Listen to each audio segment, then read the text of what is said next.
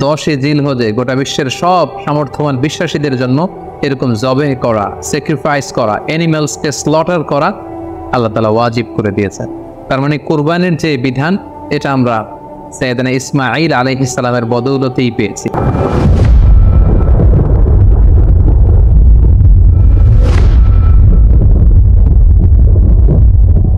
আসসালামু আলাইকুম ওয়া রাহমাতুল্লাহি ওয়া বারাকাতুহু। নাহমাদুহু ওয়া নুসাল্লি আলা রাসূলিহিল কারীম। আম্মা বা'দু ফাআউযু বিল্লাহি মিনাশ শাইতানির রাজীম। বিসমিল্লাহির রহমানির রহিম। সাইয়্যিদুনা ইসমাঈল আলাইহিস সালাম পবিত্র কালামুল্লাহ মাজিদে বর্ণিত 25 জন নবী এবং রাসূলদের মধ্য থেকে তিনি হচ্ছেন অন্যতম একজন নবী। এবং সাইয়েদনা ইসমাঈল আলাইহিস সালাম ছিলেন ইব্রাহিম আলাইহিস সালামের জ্যেষ্ঠ পুত্র। এবং সাইয়েদনা ইব্রাহিম আলাইহিস সালাম আল্লাহ তাআলার কাছে দোয়া করেছিলেন, রব্বি হাবলি মিনাস সলিহিন, অর্থাৎ হে আল্লাহ আপনি আমাকে নেককার সন্তান দান করেন। আর এই দোয়ার ফসল বা দোয়ার বদৌলতে আল্লাহ তাআলা সাইয়েদনা ইসমাঈল আলাইহিস সালামকে দান করেছিলেন।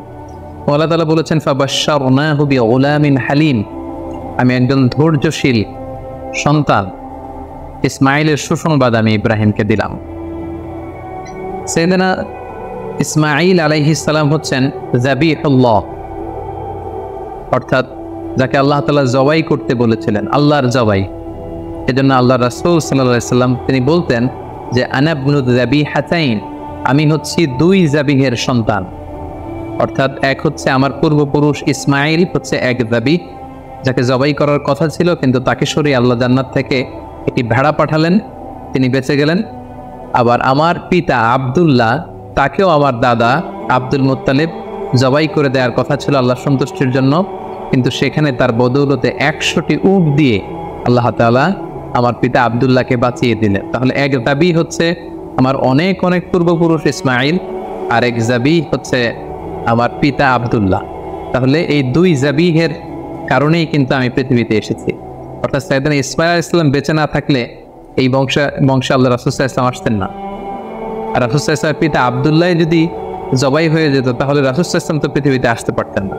যেন তিনি বলতেন আনা ইবনু যাবিহাতাইন, আমি হচ্ছি 2 যাবিহের সন্তান।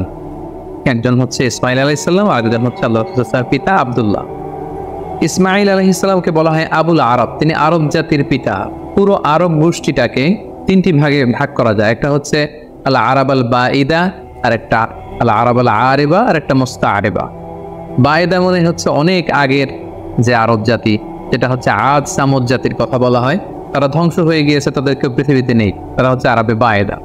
আরেকটা হচ্ছে আল আরাব আল আরিবা, যারা হচ্ছে অরিজিনাল আরব, যাদেরকে কাহতানি বলা হয়। আর 3 নম্বর আরব হচ্ছে আল আরাব আল মুস্তাআরাবা বা মুস্তাআরিবা, মানে যারা বেসিকলি মূলত আরব নয়, ভিনদেশী লোক, কিন্তু আরবি সংস্কৃতিতে এসে আরবি ভাষা শিখে তারা এখন আরব হয়ে গিয়েছে। আরব জাতিগোষ্ঠীর এই বিশেষ শাখাটির ফাউন্ডার হচ্ছে, আর আরাব আল মুস্তাআরাবার ফাউন্ডার হচ্ছে সাইয়েদনা ইসমাঈল আলাইহিস সালাম। এজন্য ওনাকে বলা হয় আবুল আরব, আরব জাতির পিতা। এবং রাসূলুল্লাহ সাল্লাল্লাহু আলাইহি সাল্লাম তিনি কিন্তু ইসমাঈল আলাইহিস সালামের বংশে আগমন করেছেন, তাই তিনি হচ্ছেন বানি ইসমাঈল। আর ইয়াকুব আলাইহিস সালামের পরবর্তী বাকি সব নবী হচ্ছে বানি ইসরাঈল। সাইয়েদনা ইসমাঈল আলাইহিস সালাম এমন একজন নবী যার বদৌলতে আমরা জমজমের কুয়ার পানি পেয়েছি, যে কুয়ার ব্যাপারে রাসূল সাল্লাল্লাহু আলাইহি ওয়াসাল্লাম বলেছেন ইন্নাহা তুআমু তুআমিন ওয়া শিফাউ সুকমিন। জমজমের পানি এটা যেমনি মানুষের ক্ষুধা নিবারণ করে, আবার এটা মানুষের রোগ বালাই থেকে শিফা দান করে। পাশাপাশি কুরবানির যে বিধান, অর্থাৎ জিলহজের 10 তারিখে আমরা যে কুরবানি করি ঈদুল আজহার দিন, এই কুরবানির বিধানটাও কিন্তু সাইয়েদনা ইসমাঈল আলাইহিস সালামের কারণে আমরা পেয়েছি, আমরা শুনবো সামনে। পাশাপাশি কাবা নির্মাণের সাথেও কিন্তু সাইয়েদনা ইসমাঈল আলাইহিস সালাম ওতপ্রোতভাবে জড়িত, কারণ ইব্রাহিম আলাইহিস সালাম প্রধান রাজমিস্ত্রির ভূমিকায় অবতীর্ণ হয়েছিলেন, আর ওনার সাথে সাপোর্ট দেওয়ার জন্য, সহযোগিতার জন্য সাইয়েদনা ইসমাঈল আলাইহিস সালাম পাথর বয়ে বয়ে পাথর টেনে পিতার হাতে দিতেন। সাইয়েদনা ইসমাঈল আলাইহিস সালামের জন্ম হয়েছিল ফিলিস্তিনে, কিন্তু সেখানে তিনি থাকতে পারেননি। আল্লাহ তাআলার আদেশে ওনার পিতা ইব্রাহিম আলাইহিস সালাম হাজারকে এবং ইসমাঈলকে মক্কার মরুজমিনে রেখে দিয়ে যায়। সারা চাচ্ছিল যে হাজার এবং ইসমাঈল যাতে ফিলিস্তিনে না থাকে। পাশাপাশি আল্লাহ তাআলাও আদেশ করলেন যে প্রিয় কলিজার টুকরা সন্তানকে মক্কার মরুজমিনে তুমি রেখে দিয়ে আসো। ইব্রাহিম আলাইহিস সালাম তাই করলেন। কলিজার টুকরা সন্তান ইসমাঈল আলাইহিস সালামকে এবং তার মা হাজেরাকে মরুভূমিতে রেখে দিয়ে চলে গেলেন। একা ধুধু প্রান্তরে হাজেরার কাছে কিছু নেই, সামান্য কিছু খেজুর আর এক মশক পানি। 1-2 দিন যাওয়ার পরে এই খেজুরও শেষ, পানিও শেষ। কোনো খাবার যেহেতু নেই, হাজেরার স্তনে দুধও নেই, দুধের বাচ্চা ইসমাইলকে খাওয়ানোর মতো কিছু নেই। আল্লাহর এই নবী সাইয়েদনা ইসমাইল আলাইহিস সালাম দুধের বাচ্চা, তিনি ছটফট করছিলেন ক্ষুধার যন্ত্রণায়, পানির তৃষ্ণায়। সাইয়েদনা ইসমাইল আলাইহিস সালাম মক্কার মরু জমিনের মধ্যে তিনি ছটফট করছেন। এই কঠিন দৃশ্য দেখে ধৈর্য ধারণ করা হাজেরার পক্ষে সম্ভব ছিল না। তিনি সাইয়েদনা ইসমাইল আলাইহিস সালামকে মরুভূমির মধ্যে রেখে পানির সন্ধানে, পাশে একটা ছোট্ট পাহাড় ছিল, পাহাড়টির নাম হচ্ছে সাফা, এই সাফা পাহাড়ের উপরে তিনি আরোহণ করলেন। দূর মরুভূমির এদিক সেদিক তিনি খুঁজতে আরম্ভ করলেন, কোনো কাফেলা দেখা যায় কিনা, কাউকে দেখা যায় কিনা, পানির কোনো সন্ধান করা যায় কিনা। না, তিনি কাউকে দেখতে পাচ্ছেন না। আবার তিনি সাফা পাহাড় থেকে নেমে পাশে আরেকটা পাহাড় ছিল, সেটার নাম হচ্ছে মারোয়া, দৌড়ে যে মারোয়াতে উঠলেন। এবার আবার মরুভূমির দিকে তিনি তাকালেন যে কোনো কাফেলা দেখা যায় কিনা, কোনো জনমানুষ দেখা যায় কিনা, পানির কোনো সন্ধান মেলে কিনা, কিন্তু না, তিনি কাউকে দেখতে পেলেন না। আবার তিনি মারোয়া থেকে নেমে এসে সাফায় উঠলেন, আবার সাফা থেকে মারোয়ায়। এভাবে এই পানির সন্ধানের জন্য সাফা থেকে মারোয়া পাহাড়ের মাঝখানে সেই তপ্ত মরুর বুকে 7 বার তিনি দৌড়াদৌড়ি করেছিলেন। বিবি হাজেরার এই 7 বার টার্ন করাটা, এই দৌড়াদৌড়ি করাটা আল্লাহ তাআলার কাছে এত পছন্দনীয় হয়েছে, হজের সময় প্রত্যেক হাজী সাহেবের এই 2 পাহাড়ের মাঝখানে আস-সা'য়ু বাইনা সাফা ওয়াল মারওয়া, সাফা মারওয়ার মাঝখানে দৌড়াদৌড়ি করাটাকে আল্লাহ তাআলা হাজীদের জন্য ওয়াজিব করে দিয়েছেন। হঠাৎ আল্লাহ তখন ফেরেশতা পাঠালেন। ফেরেশতা বলল, হাজার তুমি যাও, তোমার দুধের ছেলে ইসমাইলের কাছে যাও, তার পাশেই তুমি জমজমের কুয়া দেখতে পাবে। তিনি গেলেন, যে দেখলেন ঠিকই মরুর জমিন পুরে সেখান থেকে কলকল করে ভেতর থেকে পানি বের হচ্ছে। তিনি দেখে তো তিনি অবাক হলেন, তিনি আল্লাহর শুকরিয়া আদায় করলেন, এটাই হচ্ছে সেই জমজমের কুয়া। এবং সেখান থেকে তিনি পানি পান করলেন, মশকের ভেতরে পানি ভরে রাখলেন, দুধের শিশু ইসমাইলকে পানি পান করালেন। তিনি দেখতে পেলেন পানি শুধু বেরোচ্ছে আর বেরোচ্ছে, পানি যেন চলে না যায় চারদিকে। তিনি বালু দিয়ে বাঁধ দিতে লাগলেন। আমরা যেমনি পানি ঠেকানোর জন্য বেরি বাঁধ দেই, তেমনি হাজার তিনি বালু দিয়ে বাঁধ দিতে লাগলেন। হাজার কিন্তু আরবি ভাষা জানতো না, তিনি জানতেন ইব্রানি ভাষা, এবং ইসমাইল আলাইহিস সালামও তো ছোট বাচ্চা। সো হাজার ইব্রানি ভাষায়, তার নিজের ভাষায় বালি দিয়ে পানিটাকে আটকে রাখার চেষ্টা করছিলেন, আর ইব্রানি ভাষায় বলছিলেন জাম জাম, মানে স্টপ স্টপ, থাম, পানি চলে যাস নে। তিনি পানি আটকানোর জন্য বাদ দিয়ে নিজের ভাষায়, ইব্রানি ভাষায় তিনি বলছিলেন জাম জাম, মানে থাম থাম। তো ওনার মুখনিসৃত এই ঝাম ঝাম শব্দ দুইটা আল্লাহ তাআলার এত ভালো লেগেছে, কিয়ামত পর্যন্ত এই পানির কুয়ার পানির নাম আল্লাহ তাআলা এটাকে জামজামের কুয়ার পানি হিসেবে নাম করে দিলেন। সুবহানাল্লাহ। ইন দ্য মিন টাইম ইয়ামান থেকে একটি ব্যবসায়ী কাফেলা পাশ দিয়ে যাচ্ছিল। কাফেলাটির নাম হচ্ছে জুরহুম, জুরহুম গ্রুপের একটি কাফেলা, জুরহুম কওমের। তারা হঠাৎ করে মক্কার আকাশে পাখি দেখতে পেল। এর আগে কখনো মক্কার আকাশে তারা পাখি দেখেনি। আর আরব এলাকায় কোনো এলাকার উপর দিয়ে পাখি ওড়াউড়ি করা মানে সেখানে পানির অস্তিত্ব রয়েছে। কাফেলার প্রধান বলল, এখানে পাখি আসলো কোত্থেকে? মক্কার এই লোকেশনে তো কখনো আমরা এত বছর ধরে এখানে কাফেলা নিয়ে আসা যাওয়া করি, আমরা তো পাখি দেখিনি, নিশ্চয়ই এখানে পানির কোনো ব্যবস্থা হয়েছে। তারা যেয়ে দেখলো যে একজন নারী, সাথে দুগ্ধপোষ্য ছোট্ট বাচ্চা, আর পাশে একটা কুয়ার মতো, ভেতর থেকে শুধু পানি বেরোচ্ছে। তারা হাজেরার কাছে পানির অনুমতি চাইল, হাজেরা পানির অনুমতি দিলেন। তারা পানি খেয়ে তৃপ্ত হলো। তারা বলল যে আপনি যদি অনুমতি দেন তাহলে আমরা এই পানির আশেপাশে বসতি করতে চাই এবং আমাদের এলাকাবাসীদের সবাইকে এনে এখানে রাখতে চাই। হাজেরা বললেন, হ্যাঁ অবশ্যই, তোমরা আসতে পারো, পানি খেতে পারো, এখানে বসতি স্থাপন করতে পারো, তবে মনে রাখো এই জমজমের মালিকানা তোমাদের থাকবে না, ওনারশিপ থাকবে আমার কাছে। সুবহানাল্লাহ বিহামদি। সাইয়েদনা ইব্রাহিম আলাইহিস সালামের দোয়ার ফসলে এখানে জনমানুষের আগমন ঘটতে আরম্ভ করলো। জমজমের পানির কথা চারদিকে ছড়িয়ে পড়তে লাগলো এবং ছোট্ট দুধের বাচ্চা ইসমাঈল আলাইহিস সালাম বড় হতে লাগলেন। এবং সাইয়েদনা ইসমাঈল আলাইহিস সালাম এই জুরহুম গোত্রের লোকদের কাছে তিনি আরবি ভাষা শিখলেন। তাদের ছেলে মেয়েদের সাথে তিনি বড় হতে লাগলেন। অরিজিনালি তারা ছিলেন ইব্রানি ভাষার লোক, কিন্তু এখানে তিনি আরবি ভাষা শিখে ফেললেন। সাইয়েদনা ইসমাঈল আলাইহিস সালাম এই জুরহুম কওমের লোকদের কাছেই বড় হতে লাগলেন। সেখানকার ছেলে মেয়েদের সাথে তিনি কথা বলতে বলতে আরবি ভাষা শিখে ফেললেন। উনি ছিলেন ইব্রানি ভাষার মানুষ, কিন্তু তাদের কাছ থেকে তিনি আরবি ভাষা একেবারে পরিপক্ক হলেন। তার বয়স যখন 13 বছর, ঠিক তখন আল্লাহ তাআলা তার পিতা সাইয়েদনা ইব্রাহিম আলাইহিস সালামকে স্বপ্নে দেখালেন যে ইব্রাহিম, তুমি তোমার সবচাইতে পছন্দনীয় বস্তুটি আল্লাহ রাস্তায় কুরবানি করো। একাধিকবার তিনি স্বপ্নটি দেখলেন এবং ইব্রাহিম আলাইহিস সালাম বুঝতে পারলেন যে আমার সবচাইতে পছন্দনীয় হচ্ছে আমার ছেলে ইসমাইল, যাকে আমি আল্লাহর আদেশে সেই মক্কার মরুভূমিতে রেখে এসেছি। আজ 13টি বছর আমি ফিলিস্তিনে আমার ছেলেকে অনেক মিস করছি। না জানি আমার ইসমাইল দেখতে কতটুকু হয়েছে, না জানি আমার ইসমাইল কত বড় হয়েছে, দেখতে কত সুন্দর হয়েছে। ইব্রাহিম আলাইহিস সালামের হৃদয়ে ছেলে ইসমাইলের মায়া ভালোবাসা যখন প্রবলভাবে জন্মালো, ঠিক ওই মুহূর্তে তিনি স্বপ্নে দেখলেন যে আল্লাহ তাআলা ইসমাইল আলাইহিস সালামকে কুরবানি করে দেওয়ার জন্য, জবাই করে দেওয়ার জন্য আদেশ করছেন। তিনি আল্লাহ তাআলার আদেশে ফিলিস্তিন থেকে মক্কায় চলে আসলেন। এসে 13 বছর পর নিজের কলিজার টুকরা সন্তান ইসমাইলকে দেখলেন। কিন্তু এই ছেলেকেও তিনি বেশি দিন ধরে রাখতে পারবেন না, কারণ আল্লাহ তাআলার আদেশে তাকে জবাই করতে হবে। তিনি ছেলের সাথে কনসাল্ট করলেন। বাবা ছেলের কনভারসেশনটা কেমন ছিল আল্লাহ তাআলা সূরাতুস সাফফাতে খুব চমৎকারভাবে বলছেন, ফালাম্মা বালাগা মাআহু সা'য়া ক্বালা ইয়া বুনাইয়া ইন্নী আরা ফিল মানামি আন্নী আযবাহুক। ইসমাইল যখন একটু হাঁটতে পারে, দৌড়াতে পারে, ছোটাছুটি করতে পারে, এই বয়সে যখন পৌঁছলো, ইব্রাহিম আলাইহিস সালাম এসে বললেন, হে আমার কলিজার টুকরা সন্তান, আমি স্বপ্নে দেখেছি যে আমি তোমাকে জবাই করছি। ফানজুর মাযা তারা, what do you think about it, what's your opinion about the matter, তোমার মতামত কি, আমি তোমার মতামত জানতে চাই। ছোট্ট ছেলে ইসমাইল আলাইহিস সালাম বললেন, ক্বালা ইয়া আবাতি ফাআল মা তু'মার, হে আমার বাবা, আপনি যেমনটি আদিষ্ট হয়েছেন ঠিক তেমনটি করুন। সাতাজিদুনি ইনশাআল্লাহু মিনাস সাবিরিন, ইনশাআল্লাহ অচিরেই আপনি আমাকে ধৈর্যশীল পাবেন। আপনি মনে করবেন না যে আমি ঘাবড়ে গিয়েছি, আমি ভয় পেয়েছি, আমি দৌড়ে ছুটে পালাবো না। আপনি যেমনটি দেখেছেন তেমনটি করুন, কারণ আপনি আল্লাহর নবী এবং আল্লাহ তাআলা আপনাকে আদেশ করেছেন, এটা আপনার উপর আল্লাহর ওয়াহী। সো আপনি আমাকে ধৈর্যশীল পাবেন। বাবা ছেলে তখন মক্কা থেকে, মক্কার পাশেই মিনা অবস্থিত, মিনা প্রান্তরে রওনা হলেন আল্লাহ তাআলার আদেশে ছেলেকে কুরবানি করবার জন্য। কি মর্মান্তিক, কি হৃদয় বিদারক সে দৃশ্য।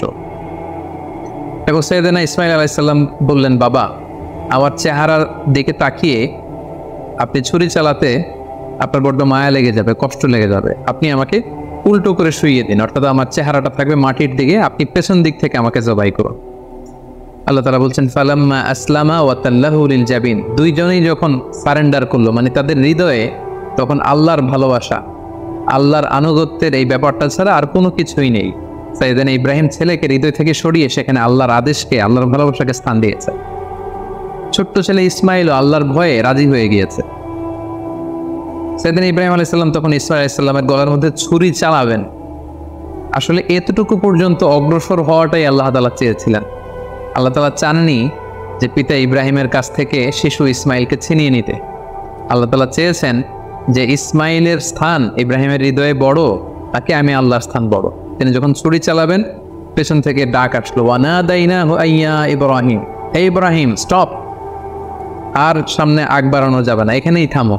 কদ সাদ্দাকতা রুইয়া, তুমি তোমার স্বপ্নকে বাস্তবায়ন করেছো, তুমি তোমার স্বপ্নকে বাস্তবায়ন করে দেখিয়ে দিয়েছো। ইন্না কাযালিকা নাজজিল মুহসিনিন, এভাবেই আমি যারা সৎকর্ম পরায়ণশীল তাদেরকে প্রতিদান দিয়ে থাকি। ইন্না হাযা লাহুল বালাউল মুবিন, নিশ্চয়ই এটা অনেক বড় পরীক্ষা, এই বড় পরীক্ষাতেও তুমি বাপবেটা তোমরা উত্তীর্ণ হয়েছো। ফাদাইনাহু বিযিবহিন আযীম, আল্লাহ তাআলা বলছেন, জান্নাত থেকে একটা বকরি এনে, একটা ভেড়া এনে আমি ইসমাইলকে সরিয়ে দিলাম, ইসমাইলের জায়গায় ওই বকরি কুরবানি হয়ে গেল। আল্লাহু আকবার। সাইয়েদনা ইসমাইল আলাইহিস সালাম বেঁচে গেলেন। ওই যে মিনা প্রান্তরে সাইয়েদনা ইব্রাহিম আলাইহিস সালাম ছেলের বদলে বকরি জবাই করলেন, এই দৃশ্যটাও আল্লাহ তাআলার এত ভালো লেগেছে, কিয়ামত পর্যন্ত 10 জিলহজে গোটা বিশ্বের সব সামর্থ্যবান বিশ্বাসীদের জন্য এরকম জবে করা, স্যাক্রিফাইস করা, অ্যানিমালসকে স্লটার করা আল্লাহ তাআলা ওয়াজিব করে দিয়েছেন। তার মানে কুরবানির যে বিধান, এটা আমরা সাইয়েদনা ইসমাঈল আলাইহিস সালামের বদৌলতেই পেয়েছি। কেন আল্লাহ তাআলা এমন ঠিক করলেন? আল্লাহ তাআলা চাইলেন যে আমি দেখতে চাই ইব্রাহিমের হৃদয়ে কে বড়, কলিজার টুকরা সন্তান ইসমাঈল বড়, তাকে আমি আল্লাহ তাআলা বড়। এখান থেকে আমাদের জন্য শিক্ষা হচ্ছে, ইব্রাহিম আলাইহিস সালামের হৃদয়ে সবচাইতে পছন্দের জায়গাটা ছিল তার সন্তান ইসমাঈল, কারণ 86 বছর পর একটা সন্তান পেয়েছে। কত মায়ার জায়গায়, কত আদর এবং ভালোবাসার জায়গায় তিনি হৃদয়ে তাকে স্থান দিয়েছিলেন। আল্লাহ চেয়েছেন না ওই জায়গায় যেন আল্লাহর ভালোবাসাটা থাকে। এজন্য ইব্রাহিম আলাইহিস সালামের উপর সবচেয়ে বড় পরীক্ষা তিনি চাপিয়ে দিয়েছিলেন। সম্মানিত ভাই এবং বোনেরা, আমাদের হৃদয়েও একটা ইসমাইল আছে। আমাদের কারোর হৃদয়ের ইসমাইল হচ্ছে আমার টাকা, আমাদের কারোর হৃদয়ের ইসমাইল হচ্ছে আমার ব্যাংক ব্যালেন্স, কারোর হৃদয়ের ইসমাইল হচ্ছে আমার গাড়ি, আমাদের কারোর হৃদয়ের ইসমাইল হচ্ছে আমার যশ খ্যাতি। আল্লাহ তাআলা দেখতে চান যে সব কিছুকে আমরা আল্লাহর ভালোবাসার বিনিময়ে স্যাক্রিফাইস করতে পারি কিনা, কুরবানি করতে পারি কিনা, আল্লাহর জন্য সব কিছুকে আমরা উজাড় করে দিতে পারি কিনা। এটাই হচ্ছে কুরবানির শিক্ষা। সাইয়েদনা ইসমাঈল আলাইহিস সালামকে নিয়ে যখন হাতে ছুরি নিয়ে বা হাতে ছেলেকে নিয়ে যখন বাপ বেটা মিনা প্রান্তরে রওনা হয়েছিল, এই দৃশ্যায়ন যেন না ঘটে, এই সিনারি যাতে না ঘটে, তারা যেন আল্লাহ তাআলার ভালোবাসা আরো এক ধাপ যাতে এগিয়ে যেতে না পারে, পেছন থেকে শয়তান অনেকবার টেম্পটেশন করেছিল। তাফসীরে এসেছে যে মোট 3টা জায়গায় টেম্পটেশন করা হচ্ছিল। ইবলিস বলছিল যে ইসমাইল তুমি যেও না, তোমার বাবা তোমার গলায় ছুরি চালিয়ে দেবে, ফিনকি দিয়ে রক্ত বেরোবে, তুমি সহ্য করতে পারবে না, তুমি ছুটে পালিয়ে যাও। সাইয়েদনা ইসমাঈল আলাইহিস সালাম তখন ঠিক সেই জায়গাতেই মাটি থেকে পাথর নিয়ে শয়তানের দিকে ছুড়ে মেরেছিল। কিছু দূর যাওয়ার পর আবার শয়তান এসে ধোঁকা দেয়। ইসমাঈল আলাইহিস সালাম, ইব্রাহিম আলাইহিস সালাম তারা পাথর ছুড়ে মেরেছিল। 3টি জায়গায় ওনারা আল্লাহ তাআলার পক্ষে শয়তানের বিরুদ্ধে পাথর নিক্ষেপ করেছিল। এই দৃশ্যটাও আল্লাহ তাআলার কাছে এত ভালো লেগেছে, কিয়ামত পর্যন্ত পৃথিবীর সকল হাজীদের জন্য জামরাতুল আকাবা, আল কুবরা, আল বুস্তা, আস-সুগরা, এই 3টা জায়গায় 7টা করে 21টা পাথর মারা সব হাজীদের জন্য আল্লাহ তাআলা ওয়াজিব করে দিয়েছেন। তার মানে এই জমজমের বরকতময় পানি, পৃথিবীর সব পানি খেলে শুধু তৃষ্ণা মিটে, আল্লাহ রাসূল সাল্লাল্লাহু আলাইহি ওয়াসাল্লাম বললেন জমজমের পানি খেলে ক্ষুধাও মিটে যায়। এটা পেলাম আমরা সাইয়েদনা ইসমাঈল আলাইহিস সালামের বদৌলতে, আমরা কুরবানির বিধান পেলাম ইসমাঈল আলাইহিস সালামের বদৌলতে, এবং তার মা হাজেরার দৌড়াদৌড়ির কারণে এখানে সাফা মারওয়াতে সাই করার বিধান আমরা পেলাম, এবং তিনি শয়তানের বিরুদ্ধে শক্ত অবস্থান জানান দেওয়ার জন্য যে পাথর ছুঁড়ে মেরেছিলেন, এটার মাধ্যমে আমরা রমিউল জিমার, হাজী সাহেবদের যে কঙ্কর নিক্ষেপ করতে হয় 3টি স্থানে, সেটি আমরা পেয়েছি। সম্মানিত সুধী, সাইয়েদনা ইসমাঈল আলাইহিস সালাম যখন প্রাপ্তবয়স্ক হলেন, তিনি জুরহুম গোত্রের একটি মেয়েকে বিয়ে করলেন। এখন আমরা ওনার জীবনের 2টি বিবাহ নিয়ে কথা শুনবো, যেটি সহিহ বুখারীতে এসেছে। তিনি যখন বিয়ে করলেন, অনেকদিন পর তার মা হাজেরা মারা গেল। অনেকদিন পর সাইয়েদনা ইব্রাহিম আলাইহিস সালাম ফিলিস্তিন থেকে কলেজের টুকরা সন্তান ইসমাঈল আলাইহিস সালামকে দেখতে আসলেন। মক্কায় এসে তিনি দেখলেন যে ইসমাঈল ঘরে নেই, আছে তার স্ত্রী। তিনি স্ত্রীকে জিজ্ঞেস করলেন, তোমরা কেমন আছো? স্ত্রী উত্তরে বলল, না, আমরা খুব একটা ভালো নেই। তিনি বললেন, তোমার স্বামী ইসমাঈল কোথায়? স্ত্রী বলল যে তিনি বাইরে গিয়েছেন রিজিকের অন্বেষণে। তোমাদের দিনকাল কেমন চলে? বেশি ভালো চলে না, খাবার দাবার না বেশি একটা সুবিধার না। মানে কমপ্লেইন আর কমপ্লেইন। যেটা শুনে বৌমার এরকম কথা শুনে তিনি নিজের পরিচয় গোপন রাখলেন, কিন্তু বৌমার এরকম কথা শুনে তিনি পছন্দ করলেন না। তিনি বললেন, তোমার হাজব্যান্ড ইসমাঈল যখন বাসায় আসবে, বলো যে একজন বৃদ্ধ লোক এসেছিল, আমার পক্ষ থেকে সালাম বলো, আর বলবে যে তোমার ঘরের দরজার চৌকাঠটা যেন সে পাল্টে ফেলে, এই কথা বলে দিও। তিনি চলে গেলেন। ইসমাঈল আলাইহিস সালাম আসলেন।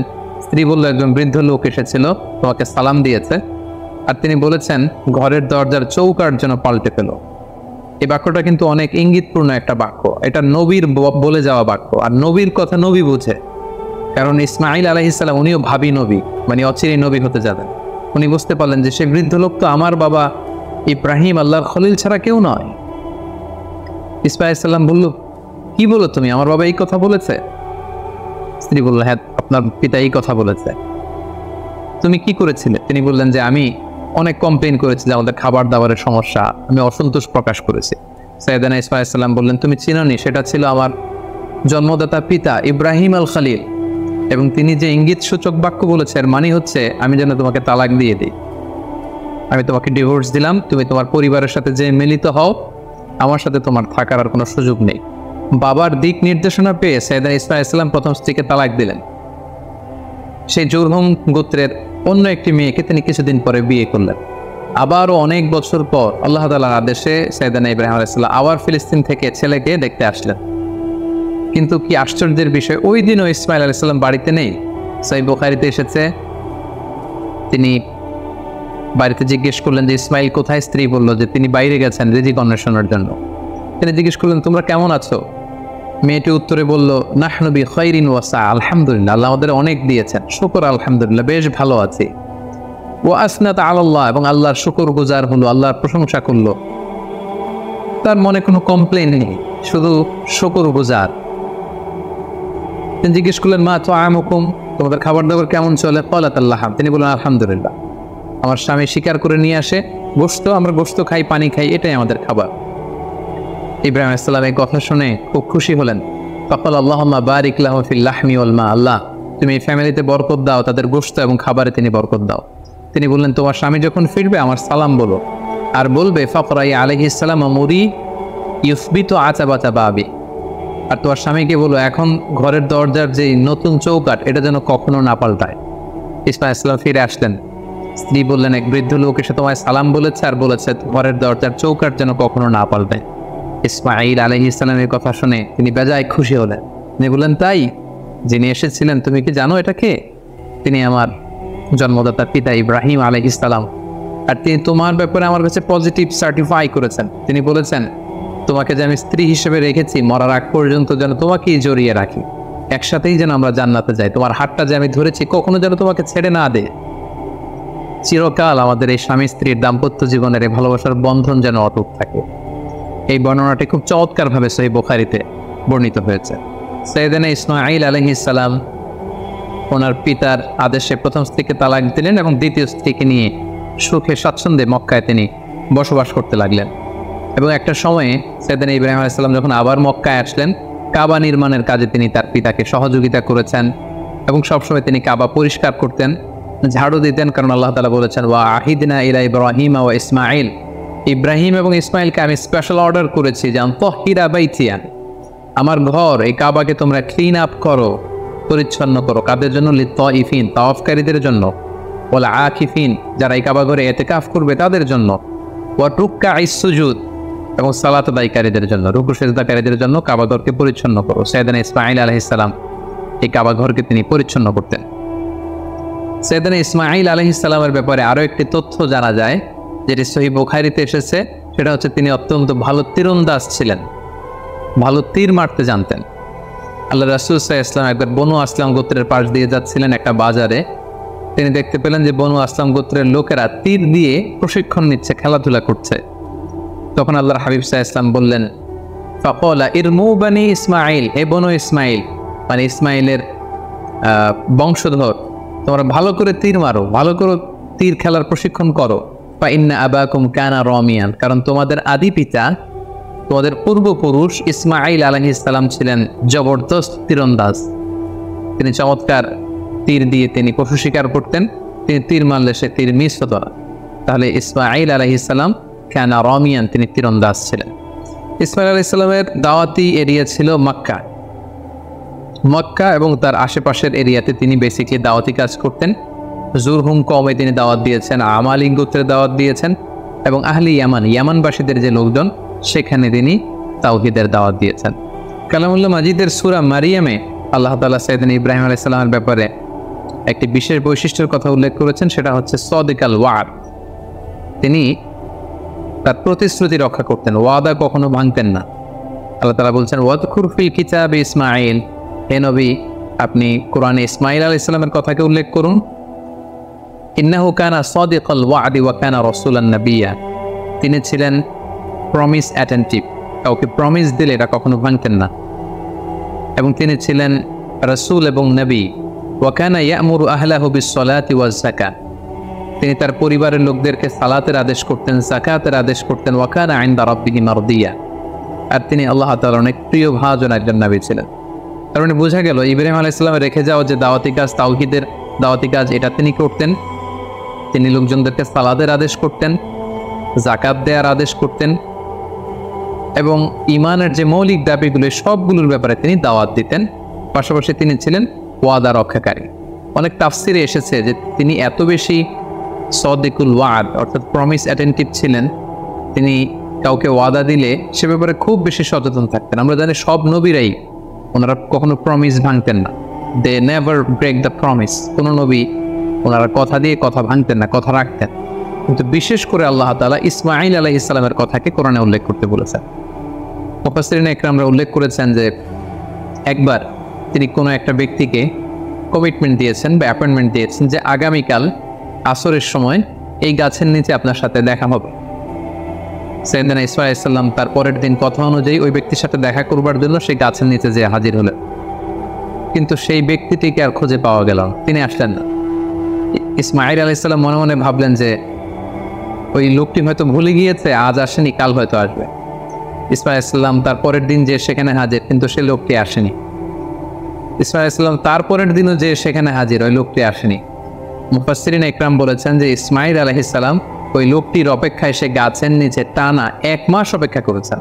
প্রতিদিন তিনি বিকেলবেলা সেখানে যে লোকটির অপেক্ষায় থাকতেন, কারণ তিনি কথা দিয়েছিলেন। আমরা অনেক সময় কথা দিয়ে কথা রাখতে পারি না, কিন্তু সাইয়েদনা ইসমাঈল আলাইহিস সালাম কথা দেওয়ার কারণে টানা 30 দিন 1 মাস ওই লোকটির জন্য অপেক্ষা করেছিলেন। এজন্য আল্লাহ তাআলা ইসমাঈল আলাইহিস সালামের প্রশংসা করে তিনি বলেছেন ইন্নাহু কানা সাদিকাল ওয়াদি ওয়া কানা রাসূলান নাবিয়্যা, তিনি ছিলেন ওয়াদাকে রক্ষাকারী একজন নবী। সাইয়েদনা ইসমাঈল আলাইহিস সালাম মক্কার এই অঞ্চলে তাওহীদের বাণীকে প্রচার করে মক্কাতেই ইন্তেকাল করেন এবং সেখানেই তার মায়ের কবরের পাশে, বিবি হাজারার কবরের পাশে, কাবাগরের খুব কাছাকাছি কোনো একটা জায়গায় মক্কাতেই সাইয়েদনা ইসমাঈল আলাইহিস সালামকে কবরস্থ করা হয়। সম্মানিত সুধী, সাইয়েদনা ইসমাঈল আলাইহিস সালামের পুরো জীবনী শুনবার পরে এবার আমরা ওনার জীবনী থেকে কিছু লাইফ লেসন নেওয়ার চেষ্টা করব। সর্বপ্রথম যে লাইফ লেসনটি আমরা পাই সেটা হচ্ছে ইসমাঈল আলাইহিস সালাম ছিলেন আদর্শ সন্তানের নমুনা। আমরা সবাই নেককার সন্তান চাই, আমরা চাই আমাদের ছেলে মেয়েগুলো আল্লাহওয়ালা হোক, আল্লাহর যে কোনো আদেশ তারা খুব সহজে গ্রহণ করুক, মাথা পেতে নেক, এরকম সন্তান আমরা চাই। এরকম সন্তান যদি আমরা চাই তাহলে তাদেরকে ইসমাঈল আলাইহিস সালামের মতো করে আমাদেরকে গঠন করতে হবে, কারণ ইসমাঈল আলাইহিস সালাম এমন একজন আদর্শ সন্তানের নমুনা ছিলেন। সাইয়েদনা ইব্রাহিম আলাইহিস সালাম যখন তাকে বললেন যে বাবা স্বপ্নে দেখেছি তোমাকে আমি জবাই করছি, তুমি কি বলো? তিনি এক বাক্যে বলেছিলেন ইয়া আবাতি ফাআল মা তুমার, বাবা আল্লাহ তাআলা আপনাকে যে আদেশ করেছেন আপনি তাই করুন, আপনি আমাকে ধৈর্যশীল পাবেন। ইমানের চেতনা হৃদয়ে কতটা গভীরে প্রসিত থাকলে একজন ছোট্ট ছেলে তার বাবার প্রশ্নের জবাবে এমনটা উত্তর দিতে পারে। আমরা যদি আমাদের ফ্যামিলি মেম্বারের কথা চিন্তা করি, আমাদের ছেলে মেয়েদের কথা যদি চিন্তা করি, আমরা যদি আমার ছেলেকে বলি, আমাদের মেয়েকে বলি যে বাবা আল্লাহ বলেছেন যে আল্লাহর সন্তুষ্টির জন্য আমি যেন ছুরি দিয়ে তোমার গলায় ছুরি চালাই, তোমাকে জবাই করি, পিনকি দিয়ে রক্ত বেরোবে এবং তুমি এতে মারা যাবে। আমাদের ছেলেমেয়েরা কি ইমানের বলে এতটা বলিয়ান হয়েছে যে এই প্রস্তাবে তারা রাজি হবে? আমাদের কিন্তু এই বিষয়গুলো ভেবে চিনতে সামনে আগানো দরকার যে আমরা আমাদের ছেলে মেয়েদেরকে কি শিখাচ্ছি। আল্লাহর ভালোবাসা, রাসূলের ভালোবাসা, ইসলামের ভালোবাসাকে আমরা তাদের হৃদয়ে গভীর থেকে গভীরে আমরা প্রচিত করতে পেরেছি কিনা এটা চিন্তার বিষয়। সেক্ষেত্রে আমরা বলবো যে সর্বপ্রথম যে লাইফ লেসন আমরা পাই, ইসমাঈল আলাইহিস সালাম হচ্ছে একজন আদর্শ সন্তানের নমুনা।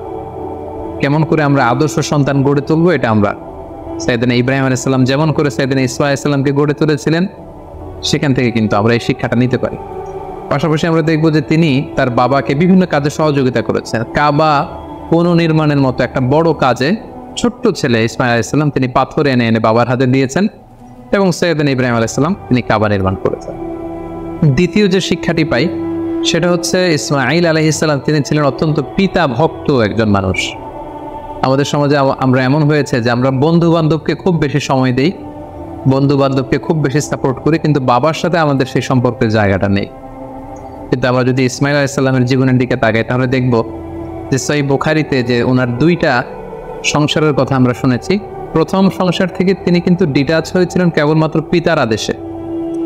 পিতা এসে বলেছিলেন যে তুমি প্রথম স্ত্রীকে তালাক দাও, ইঙ্গিতপূর্ণ একটা বাক্য বলে গিয়েছিলেন এবং পিতার সন্তুষ্টির জন্য পিতার দিক নির্দেশনা অনুযায়ী কিন্তু প্রথম স্ত্রীকে তিনি ডিভোর্স করে দ্বিতীয় সংসারে দ্বিতীয় সম্পর্কে তিনি গিয়েছেন। তো এখান থেকে আমরা বুঝতে পারি যে সাইয়েদনা ঈসা আলাইহিস সালামের তার পিতার প্রতি কতটুকু আস্থা এবং ভালোবাসা ছিল, কারণ তিনি বুঝতে পেরেছেন যে আমার পিতা আমার খারাপ চাইবে না এবং তিনি নবী, আমার পিতা হচ্ছে আল্লাহর খলিল। সো নিশ্চয়ই আমার স্ত্রীর আচরণে, কর্মকাণ্ডে এমন কিছু তিনি পেয়েছেন, তিনি অনেক ভিশনারি ছিলেন, অনেক ভেবেচিন্তে নিশ্চয়ই আমার বাবা এটা বলেছেন। এবং সাথে সাথে তিনি দেরি করেন, এটা শোনার পরে স্ত্রীকে বলেছেন তুমি তোমার ফ্যামিলি মেম্বারদের কাছে চলে যাও, তোমার ফ্যামিলিতে যে তুমি থাকো, আমি তোমাকে সম্মানের সাথে বিদায় করে দিচ্ছি। তাহলে এই যে পিতা ভক্ত হওয়া এবং বাবার সাথে ছেলের যে একটা গভীরতম সম্পর্ক, যেটা আমাদের এই ইট পাথরের সমাজে আমরা অনেক মিসিং দেখতে পাচ্ছি। ছেলে মেয়েদের সাথে বাবার সেই সম্পর্কের জায়গাটুকু নেই, বাবার সাথে ছেলে মেয়েদের সেই বোঝাপড়ার জায়গাটুকু নেই। ছেলেমেয়েরা হয়তো বাবাকে সেরকম খুব কাছের মনে করে আপন করে নিতে পারছে না, যেখানে বাবা ছাড়া অন্যদের কাছে যে তারা পরামর্শ চাইছে, অন্যদেরকে তারা খুব কাছের মনে করছে। তো আমরা যদি আমাদের সন্তানদের সাথে আইস ব্রেকিং করে সুসম্পর্ক গড়ে তুলতে চাই, আমরা কিন্তু সাইয়েদানা ইব্রাহিম এবং তদীয় সন্তান ইসমাইলের সাথে কি সম্পর্ক তারা করেছিলেন সেখান থেকে শিক্ষা নিতে পারি।